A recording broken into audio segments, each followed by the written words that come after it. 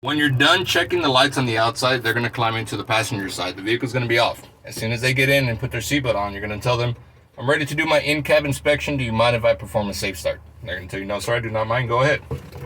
Clutch down, hold the service brake, turn the key forward. You don't have to, but it's recommended to let these lights cycle. After they cycle, you turn the truck on. That's just for the longevity of the vehicle, electronics-wise. You're going to do the in-cab inspection the same way you did the outside. You're checking all of your components inside for them being properly mounted and secured, yada, yada. Okay? Starting off with what's closest to you is your seatbelt. Seatbelt is properly mounted, secured, not torn or damaged, and it's locking properly. Then move on down to your seat frame. My seat frame is properly mounted and secured, not cracked, bent, or broken, no illegal welds, not missing any nuts and bolts. Behind my passenger seat, I have my 3 reflective triangles and box of spare fuses. Behind my driver's seat, I have my fire extinguisher, which is properly mounted and secured, not cracked, bent, or broken, no illegal welds, and is fully charged. Okay. Outside of my doors, I have my mirrors. They are properly mounted and secured, not cracked or broken. They are clean and set to the driver. Right in front of me, I have my city horn. My city horn is properly mounted and secured, not cracked or broken, working properly. From here on forward, you're going to say the same 3 things about everything. Properly mounted, secured, not cracked or broken, working properly.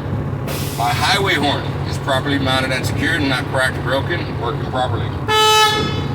My left and right turn signals are both properly mounted and secured, not cracked or broken, working properly.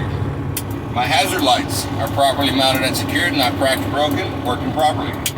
My windshield wipers are properly mounted and secured, not cracked or broken, working properly. And push it in until the washer fluid comes out. On my gauges in front of me, starting with my engine oil pressure gauge, it is properly mounted and secured, not cracked or broken, working properly, and reading between 30 and 70 psi. My water temperature gauge is properly mounted and secured, not cracked or broken, working properly, and reading between 170 and 200. Now notice how it's not at 170. You're explaining to them what the range is going to be while you're driving, okay? But the truck's been parked for a while, taking a while to heat up. Don't mind yourself about it. Next, your RPM gauge is properly mounted and secured, not cracked or broken, working properly. Speedometer is properly mounted and secured, not cracked or broken, working properly. Up on top, this right here where all my lights come on, is my dash lights. They are properly mounted and secured, not cracked or broken, working properly.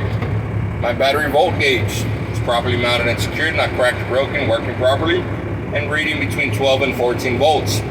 My fuel gauge is properly mounted and secured, not cracked or broken, working properly.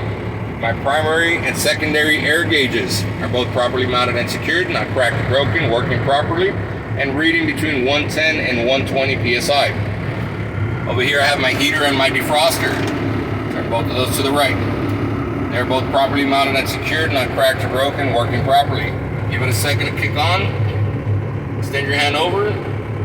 Make sure it comes on, and then turn it back over. Keep them in the AC. Last, I have my parking brake. It's properly mounted and secured, not cracked or broken, working properly, and not leaking any air. My trailer brakes are properly mounted and secured, not cracked or broken, working properly, and not leaking any air either, okay? I am now done with my in-cab inspection, okay? You want to pause it there?